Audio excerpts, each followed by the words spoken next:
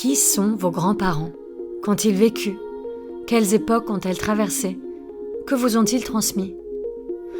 Bienvenue à Passé recomposé, le podcast qui raconte des fragments de l'histoire avec un grand H par le biais des histoires de famille. Chaque épisode retrace ce que l'on sait du destin des grands-parents de l'invité. D'où elles viennent, ce qu'ils ont accompli, comment elles ont vécu. Je suis Mélie et je vous invite à découvrir un autre passé, celui composé des fragments de vie transmis par nos grands-parents.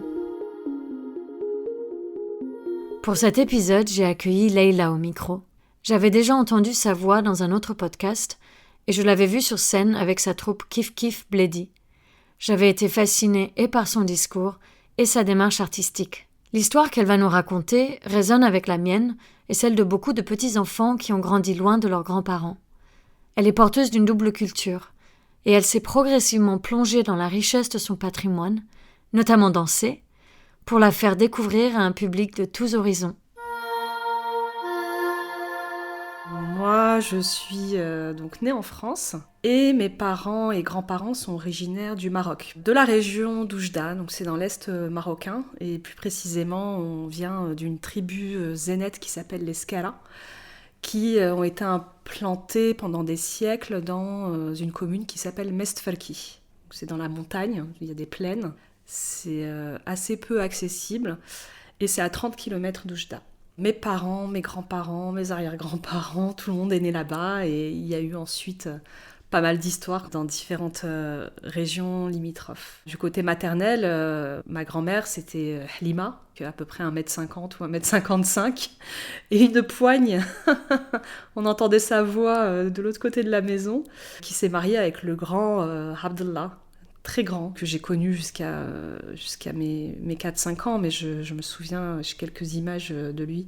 Et donc, tous les deux également sont nés à Mestferki, se sont mariés. Alors, à l'époque, on ne peut pas dire que c'était des mariages arrangés, ni des mariages voulus. Tout le monde se connaissait. Donc, soit on suggérait que tu pouvais te marier avec un tel, ou que l'homme venait te demander la main, soit un regard s'est croisé. Et voilà, donc pour ma grand-mère, par exemple, j'ai eu le temps de lui demander, parce que elle est décédée bien plus tard, il y a 5 ans à peu près, paix à son âme. Et je lui demandais, alors, comment vous vous êtes rencontrés? C'est une question un peu naïve pour des gens qui vivaient dans le même village et tout. Mais je me souviens par contre qu'elle me disait qu'elle avait eu un petit cadeau, une petite séduction, elle avait eu un peigne de la part de son futur époux.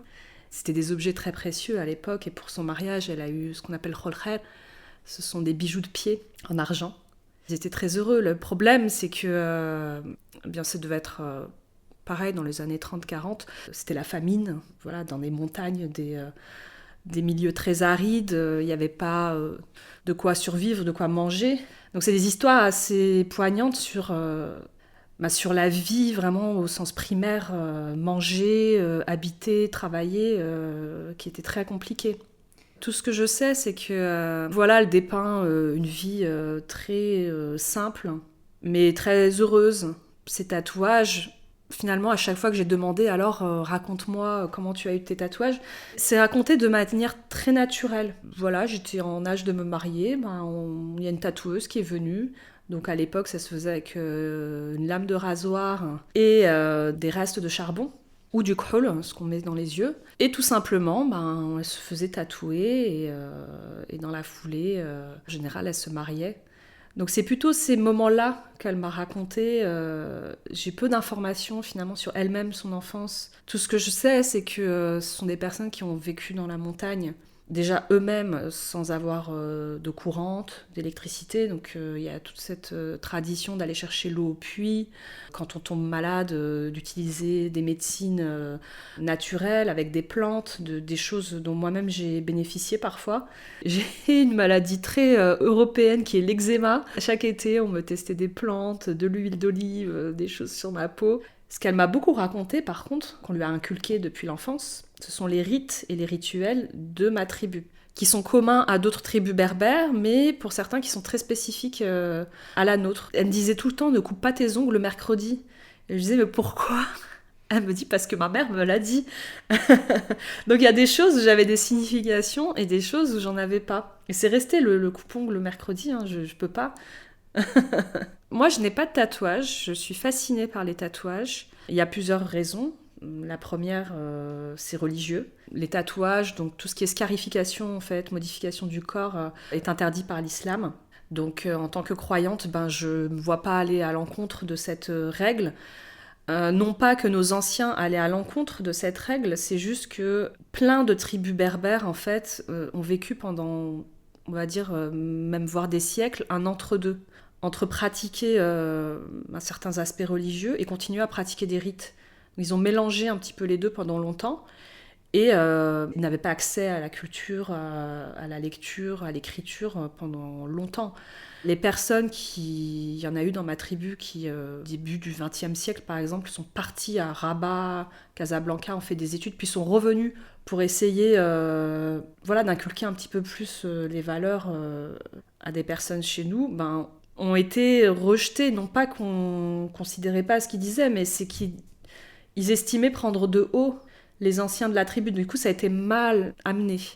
Mais là, pour les tatouages, on a quand même la dernière génération des grands-mères qui sont nées vers les années 20, 30 qui en ont. Donc moi, c'est un mélange de tout ça qui fait que j'aimerais beaucoup en avoir, mais je n'arrive pas déjà à en avoir juste par hommage à ces femmes-là, à mes grands-mères, par hommage à ma tribu, à ma culture qui est restée ancrée dans le même village, la même montagne pendant des siècles. Mais pour autant, pour un petit peu rendre hommage, à chaque scène, quand je pratique les danses berbères sur scène, je reproduis des tatouages en fonction de mon humeur du jour. Donc ça peut être des tatouages matérialisant la force, quelque chose de protection, ou bien refaire ceux de mes grands-mères, vu que j'ai des photos d'elles, que je partage pas, mais que je garde au fond de moi. Donc je reproduis ce rituel, je le vis comme un rituel, plutôt que de me dire, c'est ancré dans ma peau.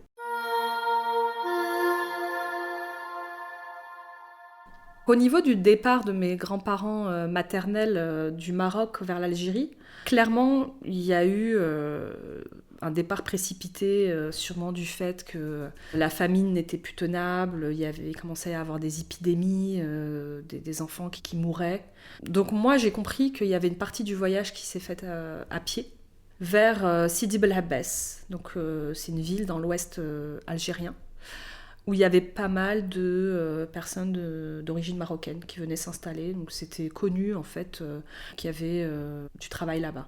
Mon grand-père, je pense déjà avant qu'il n'y s'y installe, faisait des allers-retours pour les vendanges entre le Maroc et l'Algérie. Par ailleurs, il y avait aussi la famille de notre famille qui était en Algérie. En général, les hommes y allaient, ils laissaient les femmes, ils revenaient. Voilà, c'est quand même assez proche, hein, si on compte qu'on a une dizaine, quinzaine de kilomètres de la frontière et qu'on refait 10-15 kilomètres de l'autre côté, ça fait une trentaine de kilomètres. Évidemment, ils n'avaient pas de voiture, etc. Il y avait peut-être des moments où ils étaient à dos de cheval ou autre, ce qu'il y avait comme moyen de locomotion. Ils n'avaient pas les moyens de prendre une voiture ou un train pour toute la famille. Une fois sur place, ils habitaient dans une petite maison avec une autre famille où ils partageaient la cour. Et voilà, ils ont construit un petit peu leur vie là-bas pendant bien une bonne dizaine d'années. Alors mon grand-père maternel, même si je ne l'ai pas beaucoup côtoyé, malheureusement j'en ai beaucoup entendu parler, comme un homme avec beaucoup de charisme, beaucoup de prestance, à la fois très accessible et qui impose le respect. Déjà, il avait une carrure assez imposante physiquement, et c'était quelqu'un qui était absolument fasciné par les personnes lettrées, de la frustration de ne pas avoir étudié. Pour autant, il connaissait beaucoup de choses, il se débrouillait en français, en espagnol, il vouait vraiment une admiration profonde pour les étudiants. Donc il logeait des étudiants, il les aidait à se nourrir, voilà, si c'était de passage. Enfin, il aurait tout fait pour des étudiants. C'était une force du travail. Donc, comme il n'avait pas de diplôme, il n'a pas pu aller à l'école, il faisait tous les métiers qui s'offraient à lui. Donc, il a fait les vendanges, il était ouvrier. Et il a inculqué ça, évidemment, à ses enfants. Et quand on a des enfants, je pense qu'on se dit tous, ouais, ils vont être comme moi, sinon plus. Et en fait, il y a certains enfants avec qui ça passe et d'autres moins. Et je pense que la personne qui a appris le plus de lui, c'est ma mère, qui elle-même après m'a réinculqué ça. C'est-à-dire que ma mère était très studieuse à l'école, elle a sauté une classe. Et mon grand-père l'a toujours soutenue, c'est-à-dire que il ne faisait aucune différence entre filles et garçons. Voilà, si elle voulait continuer les études, il la pousserait jusqu'au bout. Si elle voulait s'arrêter, elle s'arrêterait. Il n'y avait rien qui était imposé. Donc c'est allé jusqu'à un point où il était prêt à l'envoyer dans un internat pour filles, à une 30aine de kilomètres de Sidi Bel Abbès. Rappelons encore le contexte, début des années 60, une famille très modeste, une fille seule qui va aller étudier. Il n'y avait personne dans la famille qui a eu de diplôme ou qui allait aussi loin peut-être dans les études. Et c'est une jeune fille qui avait peut-être 11 ans. Et il était prêt à le faire, il était prêt à payer pour qu'elle soit logée, hébergée, qu'elle rentre tous les week-ends. Pas de téléphone, évidemment, pas de lettres, rien. Donc on envoie sa fille, on ne sait pas ce qui se passe, on ne sait pas si elle va bien, et puis quand elle revient le week-end, on voit si ça va ou pas. Donc c'était ça un peu son destin. Elle, évidemment, elle était ravie parce qu'elle voulait être infirmière. C'était une grande première dans notre famille, dans la tribu. Et elle avait toutes les clés en main pour y arriver. Malheureusement, ça ne s'est pas déroulé comme cela, puisque elle a dû arrêter ses études au moment de l'indépendance en 1962, quand ils ont dû rentrer précipitamment au Maroc. Donc mon grand-père, dès qu'il arrive en Algérie, il s'est impliqué dans la résistance contre les Français, avec son frère également. Je pense d'autres personnes de la famille, pas que des hommes. J'ai eu des récits de la sœur de mon grand-père, qui était tout aussi une femme forte, qui à un moment vivait seule, elle travaillait, elle faisait de la couture, elle faisait à manger, elle a hébergé des résistants, elle faisait semblant de ne pas savoir quand il y avait des gendarmes français qui venaient en pleine nuit poser des questions, elle faisait comme si elle comprenait pas le français, donc voilà, tout ce rôle-là. Et donc pendant des années, il se faisait passer pour la petite famille sans histoire, qui sont là juste pour gagner un peu de sous et vivre, alors qu'il y avait toute une stratégie de participation à la résistance. Donc mon grand-père a pris un rôle de plus en plus important, et il était très respecté. Lui et son frère, ils ont été embarqués durant la résistance, ils se sont fait torturer. C'était des tortures avec des appareils électriques qui branchaient, des électrodes. Il y a eu des tortures à l'eau également, de ce qu'ils m'ont raconté eux-mêmes. Son frère a vécu beaucoup plus longtemps, donc il m'a montré des cicatrices dans ses jambes d'électricité. Il m'a raconté. Il les torturait pour savoir s'ils cachaient des résistances qu'ils avaient faites, etc. Après, heureusement, ils ont été embarqués quelques fois, quelques nuits. C'était pas des mois, mais c'était toujours l'angoisse. Ce qu'ils faisaient en termes de résistance, c'était héberger et donner de l'argent à des personnes en transit. Donc en général, il y avait 1 ou 2 personnes qui passaient dans la ville de nuit.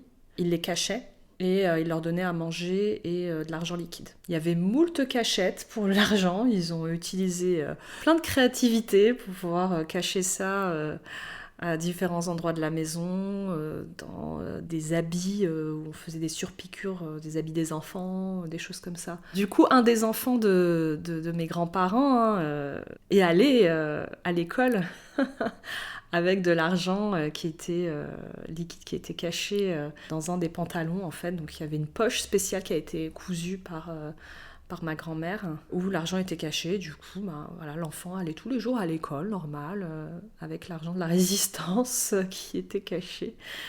Donc c'était assez malin, parce qu'ils se sont pas fait attraper, heureusement.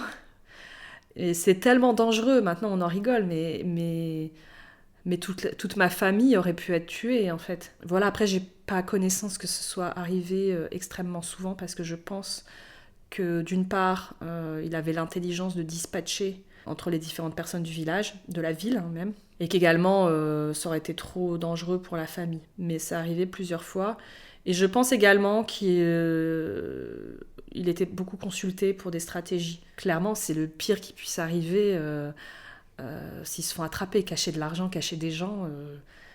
Les gens, ils finissaient en prison et on n'entendait plus jamais parler d'eux, donc ils pouvaient se faire exécuter. Et tout ça, ça reste tabou. Déjà, ce qui s'est passé en Algérie, ça reste tabou. Il commence à y avoir des langues qui se délient, mais on ne parle pas non plus des Marocains qui se sont impliqués dans la résistance en Algérie. C'est encore plus tabou. Ce qui s'est passé, c'est qu'au moment de l'indépendance, il y a eu un rejet, et on peut le comprendre, des Algériens de tout ce qui n'était pas algérien. Donc il y a eu le départ des Pieds Noirs, il y a eu le départ des Français et des Juifs d'Algérie. Et dans cette foulée-là, mon grand-père, on lui a demandé de continuer un petit peu à jouer un statut de responsable un peu du village, etc. Mais à condition qu'il prenne la nationalité algérienne. Bon, vu le passif qu'on a, la tribu dont on vient, tout ce qui a été traversé, notre ancrage au Maroc, il était hors de question qu'il change de nationalité. Donc il a été très déçu, il a tout rejeté en bloc. Il a dit, puisque c'est comme ça, on ne m'accepte pas tel que je suis, je pars, puisqu'ils lui ont dit clairement, soit tu restes en étant algérien, soit tu ne restes pas en Algérie, puisqu'en Algérie, il n'y aura que des Algériens. Moi, dans ma famille, pendant longtemps, je l'ai appris tout très tard, cette histoire. Pendant longtemps, il ne fallait pas en parler, parce que quand ils sont retournés au Maroc, je pense que mon grand-père a été très déçu. Il a quand même risqué sa vie, celle de sa famille. D'un côté, je le comprends, de l'autre côté, je comprends les Algériens également, qui ont rejeté en bloc tout ce qui n'était pas algérien pour se réapproprier en fait leur terre, leur histoire, leur destin. Mais c'est vrai que ça a été un peu trop violent. Il aurait fallu peut-être distinguer les alliés, etc. Mais dans ces contextes-là, on fait difficilement la distinction. Donc vers 1962, effectivement, au moment où mon grand-père apprend qu'il n'a aucune autre issue que de quitter l'Algérie, c'est une grosse douche froide de l'indépendance pour lui. Quand on parle d'indépendance, on parle de liberté, on parle de fête, on parle de joie, on parle d'union. Et lui, qui a participé à tout ça, qui a posé cette petite pierre à l'édifice, on lui dit merci, mais en fait, c'est pas ton pays, donc tu pars. Ça a été très douloureux, tellement douloureux que tous les papiers qui avaient attrait avec l'Algérie ont été brûlés avant de retourner au Maroc. J'ignore si c'était par protection, sûrement pour ça, peut-être qu'il s'est dit, puisque j'ai donné toute ma confiance, ma vie, peut-être que je peux plus faire confiance et auquel cas, je sais pas ce que j'encours en retournant au Maroc et peut-être par protection il a fait ça, ou par rancœur, je l'ignore. Le fait est que lui-même, mes oncles ont travaillé là-bas, donc ils avaient droit normalement à une pension, à la sécurité sociale. Ma mère y a étudié, donc elle n'avait pas de justificatif scolaire, donc ils sont rentrés en fait case départ au Maroc. Ils n'avaient rien. Ma mère n'a pas pu être rescolarisée parce qu'elle n'avait aucune preuve de sa scolarité. Enfin, je veux dire, maintenant, on envoie un mail. Bonjour, pouvez-vous m'envoyer, s'il vous plaît, un certificat scolaire ? Là, comment ils allaient faire ? Ils ne pouvaient pas envoyer une lettre. Et de toute façon, la situation était tellement précaire que tous les enfants et les adultes qui étaient en âge de travailler, tout le monde allait travailler. Donc, ma mère a commencé à travailler, elle avait 14 ans. Mes oncles, des petits boulots, ménagers, ouvriers, tout ce qu'il y avait.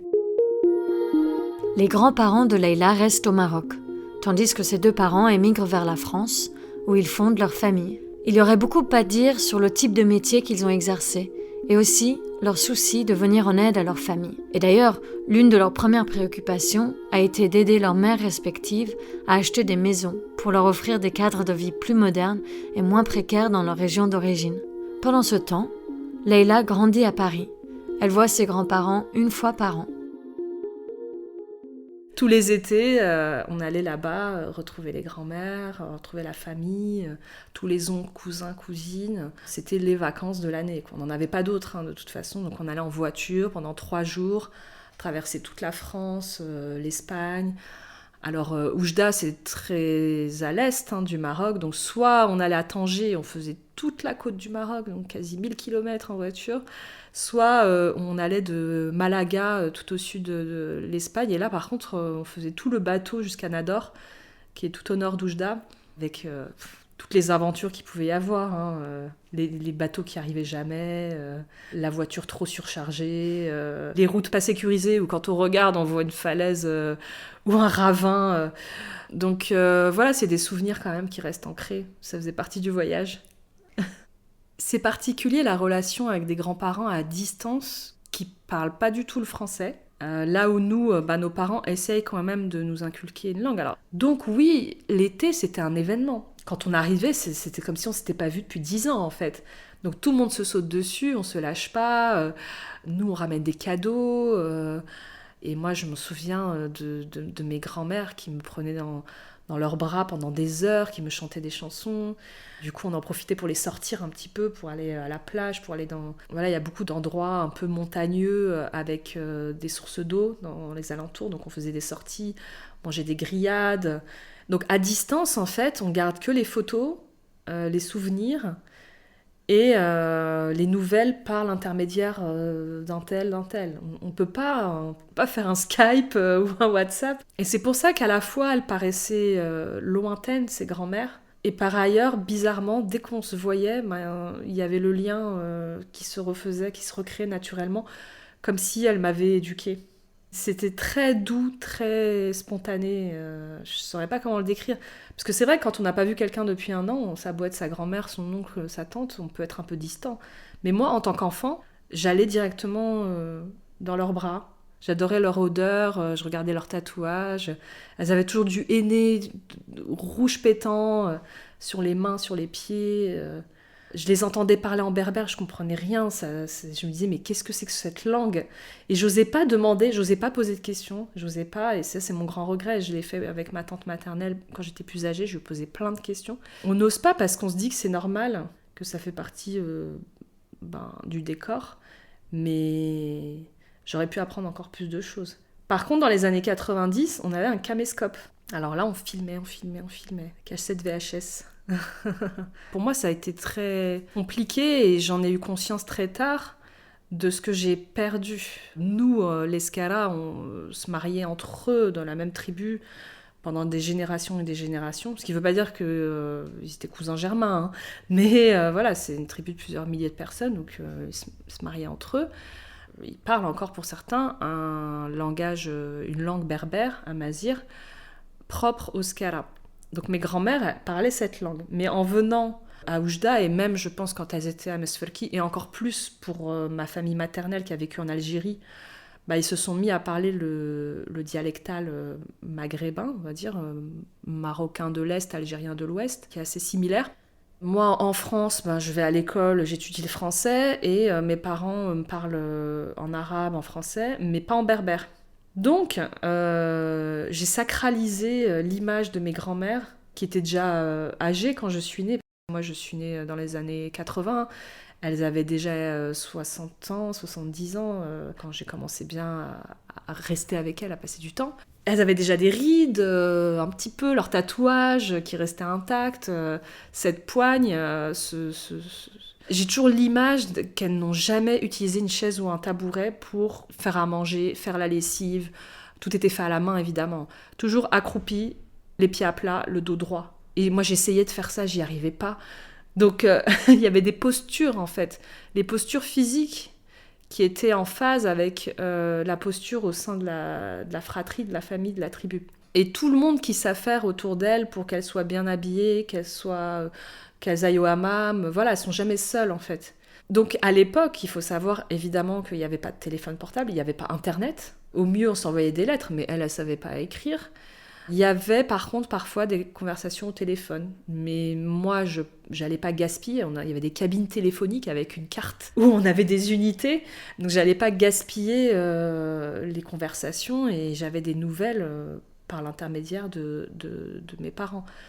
La prise de conscience de tout cet héritage qui s'offre à moi, je l'ai eu très tardivement. C'est-à-dire qu'on a plusieurs phases. On a la phase où ah ouais, on va au bled encore, hein, on va rester, on va s'ennuyer parce qu'il faut dire ce qui est. Hein. Ça paraît beau, etc. Mais on s'ennuyait au bout d'un moment. On reste à la maison, il n'y a rien à faire, il se passe rien, la télé, il n'y avait pas le satellite. On se conforte dans un train-train finalement qu'on a même en France. On le retrouve là-bas pendant un mois et demi. Donc on a un côté, on est pressé de rentrer. Et tardivement, je me suis rendu compte d'une part de tout ce que j'ai raté comme information que j'aurais pu avoir, mais également tout ce que j'ai pu prendre et hériter naturellement. Et ça, j'en suis très fière parce que je trouve que c'est la manière traditionnelle d'avoir son héritage, c'est-à-dire qu'on ne le provoque pas. On ne va pas aller prendre un cours ou payer quelqu'un pour qu'il nous apprenne comment se tenir, comment parler, comment cuisiner, comment... On observe, on le vit, et sans se poser de questions. Et c'est ça qui est en train de mourir, en fait. C'est cette transmission naturelle du patrimoine culturel immatériel, nord-africain, berbère, arabe. La vie au sein d'une même maison, dans un même espace, avec 2 ou 3 générations, se fait de moins en moins. Les jeunes sont scotchés, et les moins jeunes aussi, hein, sur les réseaux sociaux. Ils ont moins d'intérêt pour le patrimoine. Voilà, moi, en ayant une partie artistique dans ma vie, je me suis posé ces questions, j'ai lu sur pas mal de civilisations, de villes, de villages, et j'ai fait le parallèle avec ma propre histoire.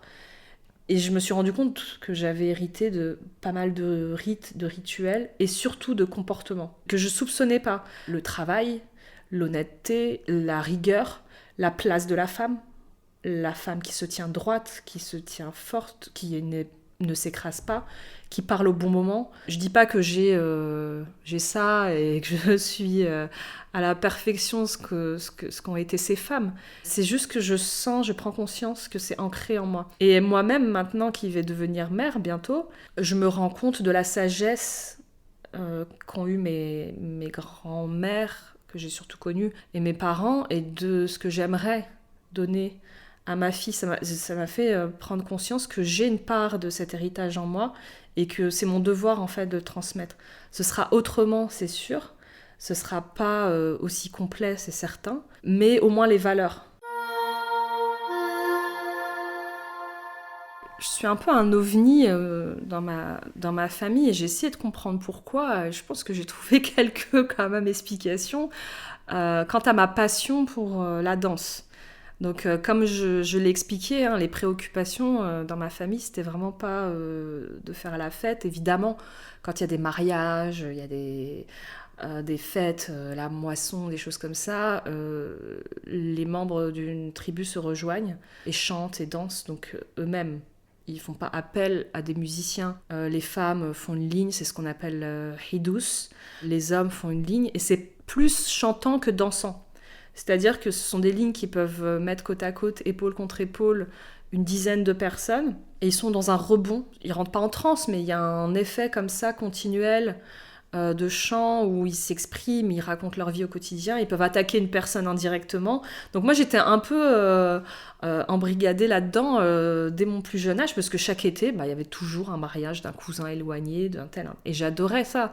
Et j'étais fascinée par ces chants parce que déjà je comprenais pas tout, donc je demandais mais qu'est-ce qu'ils disent. Souvent ils chantaient sur nous ceux de la France sont venus, la bienvenue, etc. C'était un terrain d'expression, donc n'importe qui pouvait prendre un bandier, se positionner et hop devenait un artiste. Ce qui est étrange, c'est que le statut d'artiste n'existait pas vraiment dans ces pays, mais pour autant tout le monde pouvait être artiste parce que ça fait partie du quotidien. Donc moi, encore une fois, de manière inconsciente, je réalisais pas que j'étais en train d'apprendre des coutumes ancestrales. C'est juste que c'était dans mon corps. Et des souvenirs les plus lointains que j'avais déjà 3-4 ans quand je commençais à danser, à m'incruster avec tout le monde et à passer des nuits entières pour un mariage, puisque ça durait 3 jours et qu'on faisait que ça, chanter, danser et manger. Avec, par contre, attention, des codes. Les femmes et les hommes se mélangeaient pas trop, mais pour autant, on partageait le même espace quand on chantait, parce que de toute façon, c'était des gens de la même tribu. En France, c'était différent. Je sais pas pourquoi, mais un jour, en regardant la télé, une petite danseuse étoile, enfin, pas une danseuse étoile, mais une petite danseuse classique enfant. Et j'ai regardé ma mère, j'ai dit « je veux faire ça !» Je pense que je savais même pas dire danse classique, hein. Donc nous étant issus d'une famille modeste, on avait ce qu'on appelait les tickets loisirs. Puis ma mère a pris le truc le plus proche de la maison et il s'est avéré que c'était le conservatoire du 20e arrondissement. Donc j'ai commencé des cours de modern jazz à l'âge de 7 ans, jusqu'à mes 18 ans. Il y avait des spectacles, c'était hyper rigoureux. Donc en fait, j'ai eu cette double formation. En France, pendant l'année, j'avais mes spectacles de modern jazz, première, seconde, quatrième, diagonale, enfin hyper académique. Et l'été, c'était les mariages au bled. On allait dans des fois avec mes cousines, on se retrouvait dans des mariages, il n'y avait même pas d'électricité. Ça tournait avec les phares de voiture, ça finissait sur des grands terrains vagues où ils mettaient des tapis, enfin c'était hyper roots. Et nous, on adorait ça, on était morts de rire parce qu'il y avait tout le temps des trucs à regarder, à observer. Et il y a ce personnage dans ma famille qui est la sœur de ma grand-mère maternelle, donc elle s'appelle Hana Khamsa, Khamsa ça veut dire 5. Elle, alors c'était un sketch. Des fois, on était tranquillement en train de prendre le goûter, on entend la porte en train de toquer, parce que les portes de maison restaient toujours ouvertes. Là, on voit un bonhomme qui rapplique. Oh, oh, oh. En fait, c'était elle qui s'était déguisée en homme en piquant des costumes de mon oncle. Enfin, elle me faisait tout le temps des blagues. Et elle dansait. Elle dansait. Et je lui disais en arabe... Je lui disais,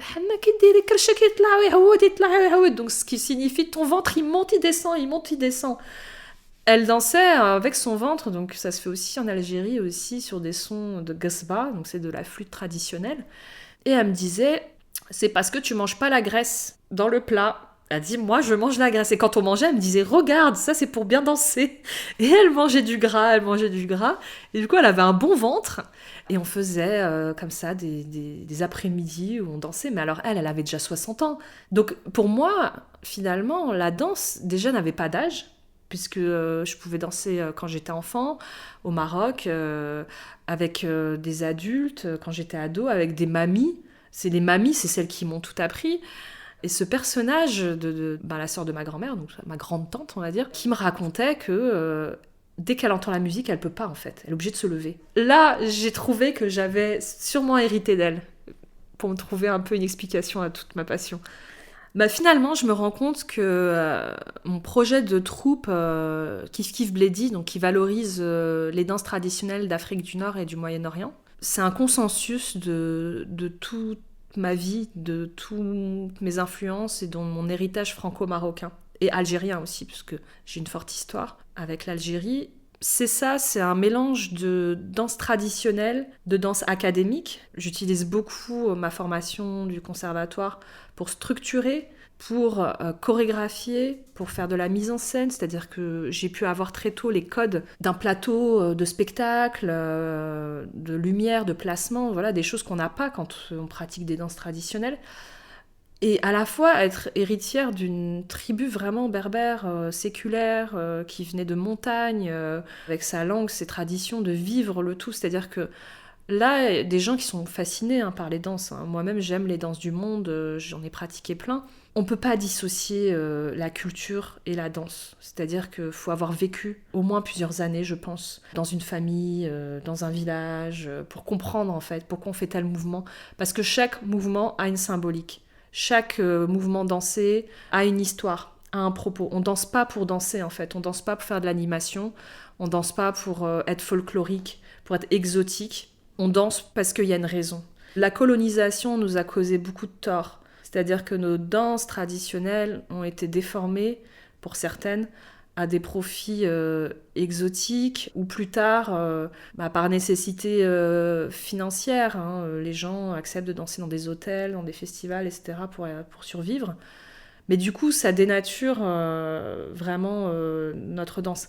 Après, les festivals, c'est nécessaire puisque les communautés vivent de moins en moins dans un milieu rural. Donc il y a de moins en moins cette transmission. Il y a plus de pudeur aussi, plus d'orientation vers la religion. Donc les gens se posent beaucoup plus de questions qu'avant. Donc finalement, Kif Kif Bledi, c'est moderniser ces danses pour justement un petit peu alerter les gens sur déjà ce qu'on fait. Certes, il y a la danse orientale telle qu'on la connaît en Égypte, qui a été elle-même orientée pas mal par les colons anglais, colons français, les orientalistes, donc il y a un mélange un petit peu de tout ça. Il y a des centaines d'autres danses, rien qu'au Maghreb. Nous, avec la troupe, on recense tout. J'ai la chance d'avoir des membres qui sont originaires d'autres pays que le mien, ou d'autres régions, donc ce qui démultiplie nos domaines d'action. Voilà, on a des Algériennes, une Tunisienne, une Libanaise, une Polonaise, mais du coup, elle amène encore autre chose. Donc on fait ce travail de fourmi qui n'existe pas dans des livres, dans des articles. Nous, on n'est pas anthropologue, on n'est pas chercheur. Même on est artiste semi-professionnel parce qui peut dire bonjour, je suis danseuse professionnelle de danse du Maghreb et en vivre vraiment. Il y en a qui sont passés par là, mais je pense qu'à un moment donné, on est obligé de faire un petit boulot à côté. Donc l'objectif, il est multiple, c'est valoriser ces danses, c'est rendre hommage à tout cet héritage qui est fort, qui est puissant et qui peut disparaître. Parce qu'il n'y a aucun écrit, tout ça c'est de la transmission orale, c'est de la transmission de patrimoine, et il faut trouver d'autres moyens. Donc on utilise beaucoup le numérique, les réseaux sociaux, les vidéos, pour valoriser ces danses. Et il y a plein de gens qui ne connaissaient pas du tout certaines danses de certaines villes. Moi je parle beaucoup d'Oujda, de ma région, mais on fait quelques 300 km, on a complètement autre chose. On a d'autres manières de parler, de s'habiller, de danser, de chanter. Voilà, il y a le ballet algérien qui a beaucoup tourné pendant un moment. Pourquoi les troupes traditionnelles n'auraient pas leur place dans des grands théâtres ? Alors j'ai beaucoup réfléchi quand j'ai voulu donner un intitulé au style de ma troupe. Et j'ai appelé ça danse alternative d'Afrique du Nord et du Moyen-Orient. Le mot alternatif était très important pour moi, parce que j'étais partagée entre le fait que, tel qu'on me l'a inculqué, les danses traditionnelles ne peuvent se pratiquer que dans un espace familial, privé, et pour une raison particulière. Les gens de ma tribu, encore, sont dans cet état d'esprit-là. On ne danse pas pour un public, on ne danse pas pour s'exhiber, surtout en tant que femme. On ne danse pas pour que les gens nous payent. C'est-à-dire, c'est très mal vu de se faire payer pour danser. Ça veut dire quoi ? Je vends mon corps. Donc ça, c'est très ancré, et c'est ce qui a fait que les traditions ont perduré. C'est que les gens d'une même tribu se sont transmis, d'une même famille se sont transmis ça, et n'ont pas fait sortir à des étrangers. Alors, au jour d'aujourd'hui, on ne peut plus raisonner comme ça, parce qu'il n'y a plus de transmission, et que de toute façon, elle ne sera jamais complète. On est un peu trituré entre comment moderniser ces danses, comment les rafraîchir, entre guillemets, donner des codes qui seront compréhensibles à la fois par les pays du Sud et les pays du Nord, donc à la fois par pays orientaux, pays occidentaux. C'est un travail vraiment de fourmi, parce que je pense qu'il n'y a que des personnes qui ont vécu dans les deux pays qui peuvent réussir un petit peu à raconter ça. Et pour autant, moi, ma ligne conductrice de travail, elle est très traditionnelle, dans le sens où il y a certaines danses qui sont pratiquées en Afrique du Nord que je ne mets pas forcément très en valeur, parce que je me mets à la place de mes parents et mes grands-parents. Est-ce qu'ils auraient accepté de voir leur fille danser ça ? Ça peut être trop suggestif, par exemple, en tant que femme. On bouge trop les hanches, on bouge trop les fesses. Donc je fais des choix de danse de préférence tribale, et moi-même, dans ma région, c'est beaucoup des danses très masculines, des danses de guerre. Donc la difficulté, c'est de garder ce respect, cette éducation, tout ce qui tourne autour de la femme et de ce qu'elle fait avec son corps, avec une approche moderne. Et je veux prouver qu'on n'a pas besoin d'être trash, d'être vulgaire, de se déshabiller ou de se mettre sa famille à dos quand on est maghrébine pour être artiste. Et ça, c'est un vrai challenge. Je commence un petit peu, je crois, à convaincre certaines personnes, parce que de prime abord, on va dire t'es une danseuse, t'es pas fréquentable, t'es une prostituée, etc. Alors je veux montrer que des filles, des hommes aussi, qui ont une certaine éducation, peuvent garder cette éducation, qui peut être vue comme certains, comme une éducation conservatrice. La jauge, elle est subjective, ça dépend de chacun. Et être artiste. Les profils, les histoires que je vois de femmes d'origine maghrébine, artistes danseuses, c'est toujours... en général, je ne vais pas généraliser, mais la majorité, c'est elle a été rejetée par sa famille, c'est une femme qui vivait seule, elle a été divorcée, elle boit, elle fume. C'est des clichés quand même. Alors, ce qui ne veut pas dire que les femmes qui boivent, qui fument, qui sont divorcées ne sont pas fréquentables. C'est pas ça le message. Le message, c'est que d'un point de vue traditionnel, on est dans des extrêmes, quoi. Soit on reste rangé, on ne se montre pas, et on est une fille respectable, soit on commence à se montrer, on est une fille pas respectable. Alors moi, je veux montrer qu'on peut se montrer être une fille respectable. J'ai par contre eu toujours cette pudeur auprès des anciennes. Donc j'ai perdu ma première grand-mère paternelle à l'âge de 14 ans et ma grand-mère maternelle plus récemment, il y a 5 ans. Quand j'avais 14 ans, oui, j'allais au conservatoire, mais c'est pas quelque chose qu'on racontait, quoi. On n'allait pas voir sa grand-mère du bled et lui dire « Tu sais, je prends des cours de modern jazz au conservatoire, c'est hyper génial. » Rien compris. On dit « Je fais du sport. » Voilà, du sport.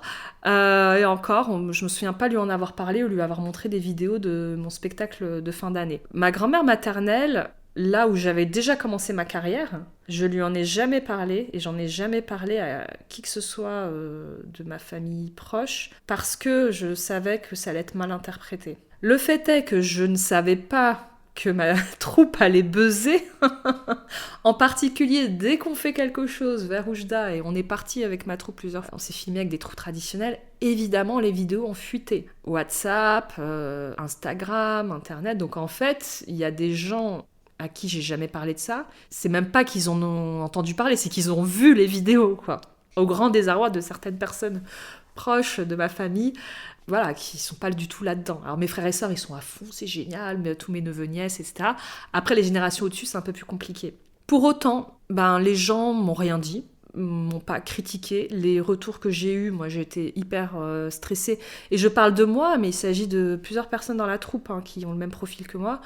Parce qu'on aime bien quand il y a des trucs, des groupes de danse comme ça traditionnels, mais on n'aime pas que ce soit sa fille ou sa petite fille ou sa nièce qui soit dedans, quoi. C'est la honte.